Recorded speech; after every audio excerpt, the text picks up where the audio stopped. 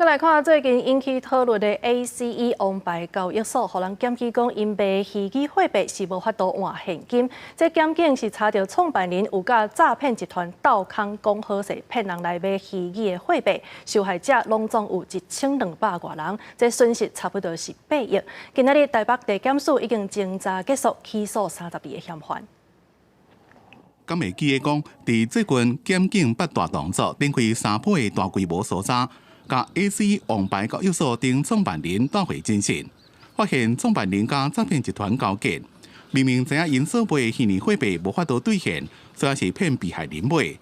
日台北地检署宣布侦查终结。林姓主嫌的犯罪组织涉嫌诈销各式虚拟货币及区块链相关产品之不法金额至少有22亿以上。林姓被告并指示下属将诈得之款项，以每次数百万至1000万元之现金，分批搬运藏放在双北市各处，再辗转挪为他用。台北地检署调查发现，姓黄的律师甲姓潘的罪嫌等人，以写内容不实的虚拟货币白皮书经营交易所，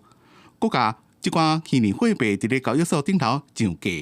就由所成立的 IMB 的直销团队做推销，伫咧交易所操作货币买达，骗一寡无特定的民众投资购买这款虚拟货币，用这种方式诈骗1200多人，诈骗金额到8亿外。引起外界关心的是，一个死亡的罪嫌，伊身为国内真有名的法律事务所的所长，如果是身兼交易所的总裁，所交结诈骗集团的主嫌犯。如果将犯罪所得洗钱洗到境外法律事务所，即马被求处12年以上的重刑。收受本案主谋高达4300万元之犯罪所得，企图阻挠检警追查，